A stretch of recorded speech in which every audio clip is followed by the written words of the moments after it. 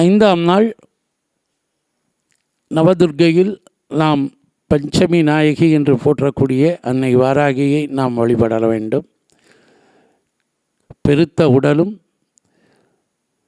பன்றியின் முகமும் எண்கரங்களும் கொண்டு இந்த உலகத்தின் கலியுகத்திலே இந்த பூமியை காக்கின்றவள் என்றும் பூமி தாய் என்றும் நாம் இவளை அழைக்கின்றோம்.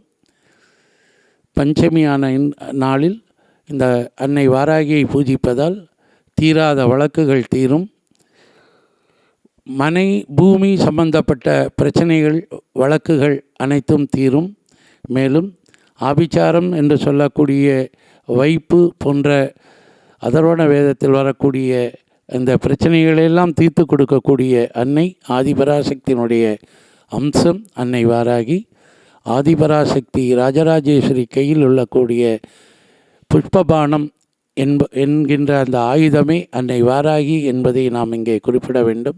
இவளுக்கு பிடித்தது கிழங்கு வகைகளை நைவேத்தியம் செய்ய வேண்டும்.